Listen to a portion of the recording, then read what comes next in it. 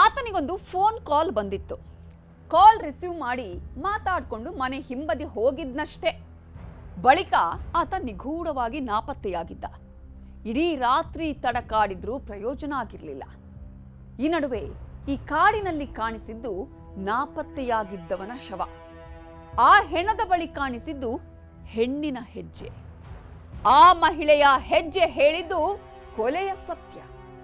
ಹಾಗಾದ್ರೆ ಫೋನ್ ಕಾಲ್ನಲ್ಲಿ ಇದ್ದಿದ್ಯಾರು? ಕೊಲೆಗೂ ಮುನ್ನ ನಡೆದಿದ್ದೇನು ಅಂತೀರಾ? ತೋರಿಸ್ತೀವಿ ನೋಡಿ.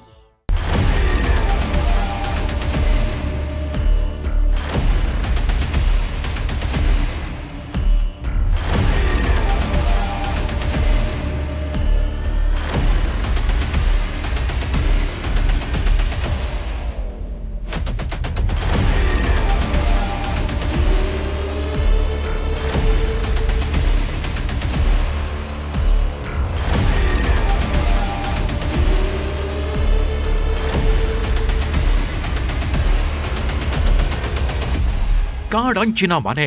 ಇದೇ ಮನೆಗೆ ಎದುರು ಪೊಲೀಸರು ಸೇರಿದ್ದಾರೆ. ಸ್ಥಳೀಯರೆಲ್ಲ ಏನಾಯ್ತು ಅಂತ ಆತಂಕಗೊಂಡು ಮನೆ ಬಳಿ ಆಗಮಿಸಿದ್ರು.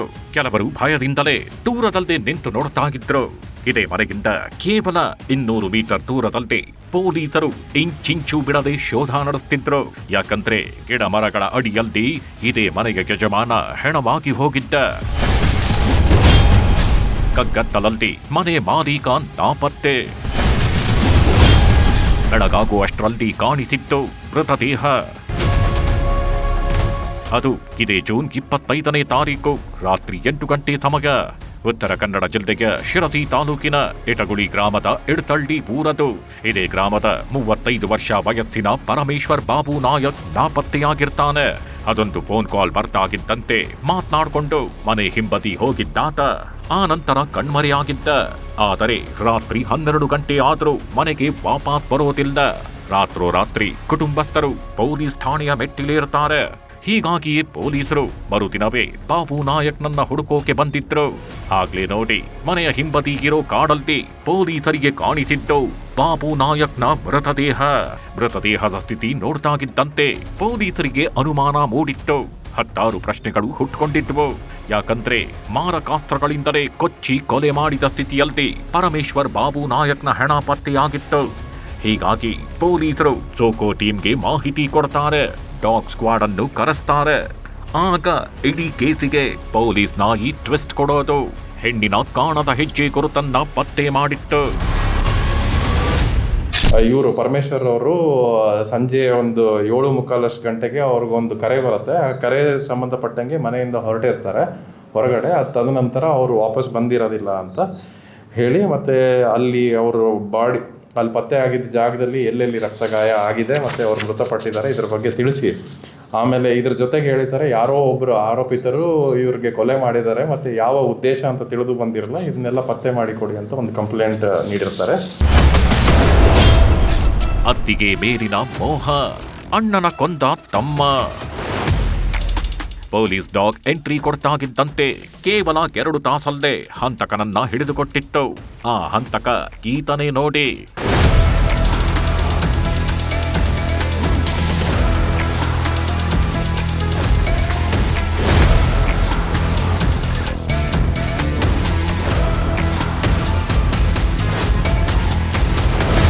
ಈ ಹಂತಕ ಬೇರಾರೂ ಅಲ್ಲ, ಕೊಲೆಯಾಗಿರೋ ಇದೇ ಪರಮೇಶ್ವರ್ ಬಾಬು ನಾಯಕ್ನ ತಮ್ಮ. ಹೆಸರು ತಿಮ್ಮ ನಾಯಕ್. ಈ ತಿಮ್ಮ ಎಂತಹ ಕಿರಾತಕ ಅಂದ್ರೆ ಕೊಲೆ ಮಾಡಿ ಮರುದಿನ ಏನೂ ಗೊತ್ತೇಗಿಲ್ಲ ಎಂಬಂತೆ ಮನೆ ಬಳಿ ಬಂದಿದ್ದ. ಅಣ್ಣನನ್ನ ಹುಡುಕುವ ನಾಟಕ ಆಡಿದ್ದ. ಆದರೆ ಇವನ ನಾಟಕಕ್ಕೆ ಪೊಲೀಸ್ ನಾಯಿ ಫುಲ್ ಸ್ಟಾಪ್ ಕೊಟ್ಟಿತ್ತು. ಬಾಬು ನಾಯಕ್ ನಾಪತ್ತೆಯಾದ ಬಳಿಕ ಹುಡುಕಾಟ ಜೋರಾಗಿ ನಡೆದಿತ್ತು. ವಿಶೇಷ ಅಂದ್ರೆ ಈ ಹುಡುಕಾಟದಲ್ಲಿ ಕೊಲೆ ಆರೋಪಿ ಈ ತಿಮ್ಮ ನಾಯಕ್ ಕೂಡ ಭಾಗಿಯಾಗಿದ್ದ. ತನ್ನ ಸ್ನೇಹಿತರನ್ನ ಕರೆದುಕೊಂಡು ಬಂದು ಹುಡುಕಾಟ ನಡೆಸಿದ್ದ. ಆದ್ರೆ ಪೊಲೀಸ್ ಡಾಗ್ ಸ್ಕ್ವಾಡ್ ಮಾತ್ರ ಬೇರೆ ರೀತಿಯಲ್ಲೇ ತನಿಖೆ ಮಾಡಿತ್ತು. ಅಂದರೆ ಪೊಲೀಸ್ ಡಾಗ್ ಮನೆಯ ಹಿಂಬದಿಯಲ್ಲಿದ್ದ ಅದೊಂದು ಕತ್ತಿಯನ್ನ ಮೂಸತ್ತೆ. ಆ ಕತ್ತಿ ಮನೆಯವರದ್ದೇ ಆಗಿದ್ರಿಂದ ಕೊಲೆ ಮಾಡಿದವರು ಕೂಡ ಒಳಗಿನವರೇ ಯಾರೋ ಇರಬಹುದು ಅನ್ನೋ ಬಲವಾದ ಸಂಶಯ ಪೊಲೀಸರ ತಲೆಗೆ ಹೊಕ್ಕಿತ್ತು. ನಂತರ ಫೋನ್ ಕಾಲ್ ಟ್ರೇಸ್ ಮಾಡಿದಾಗ ತಮ್ಮ ತಗಲಾಕೊಳ್ತಾನೆ.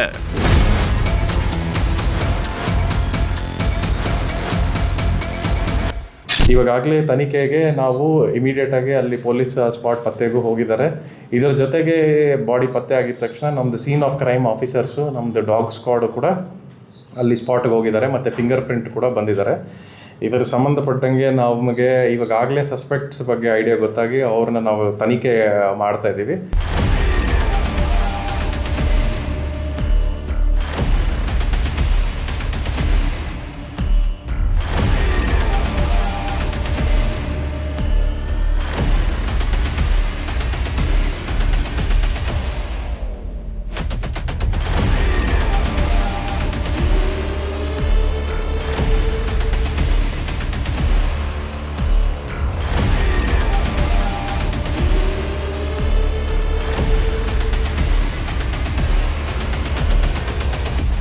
ಈ ನೀಚ ತಮ್ಮ ಅರೆಸ್ಟ್ ಆಗ್ತಾಗಿದ್ದಂತೆ ಕೊಲೆ ಸತ್ಯ ಹೊರಬಿದ್ದಿತ್ತು. ಕೊಲೆ ಮಾಡಿದ್ದು ಯಾಕೆ ಅನ್ನೋದು ಗೊತ್ತಾಗಿತ್ತು. ಈ ಕಿರಾತಕ ಹಾಗೂ ಕೊಲೆಯಾಗಿರೋ ವ್ಯಕ್ತಿಯ ಹೆಂಡತಿಯಿಂದಲೇ ಹೆಣ ಬಿದ್ದಿರೋದು ಅಂತ ತಿಳಿದಿತ್ತು. ಯಾಕಂದ್ರೆ ಈ ತಿಮ್ಮ ನಾಯಕ್ ಅತ್ತಿಗೆಯ ಜೊತೆಯಲ್ಲಿ ಸಲುಗೆ ಬಳಸ್ಕೊಂಡಿದ್ದ. ಆಕೆಯೂ ಕೂಡ 2 ಮಕ್ಕಳಿವೆ ಅನ್ನೋದನ್ನ ಮರೆತು ಮೈದುನನ ಪ್ರೇಮ ಉಯ್ಯಾಲೆಯಲ್ಲಿ ತೂಗಾಡ್ತಿದ್ಲಂತೆ. ಆದರೆ ಅವರಿಬ್ಬರ ಕಾಮಕೀಟಲೆಗೆ ಅಣ್ಣ ಅಡ್ಡಿಯಾಗಿದ್ದ. ಹೀಗಾಗಿ ಅಣ್ಣನನ್ನ ಕೊಲೆ ಮಾಡಬೇಕು ಅಂತ ತಿಮ್ಮ ಡಿಸೈಡ್ ಆಗಿದ್ದ. ಅದರಂತೆ ಜೂನ್ 25ನೇ ತಾರೀಕು ಅಣ್ಣನಿಗೆ ಕಾಲ್ ಮಾಡಿದ್ದ. ಮಾತನಾಡಬೇಕು ಅಂತ ಕರೆಸ್ಕೊಂಡು ಮಾರಕಾಸ್ತ್ರಗಳಿಂದ ಕೊಚ್ಚಿ ಕೊಲೆ ಮಾಡಿದ್ದ. ಈ ನೀಚ ತಮ್ಮನಿಗೆ 3 ಸ್ನೇಹಿತರು ಕೂಡ ಸಾಥ್ ಕೊಟ್ಟಿದ್ರು.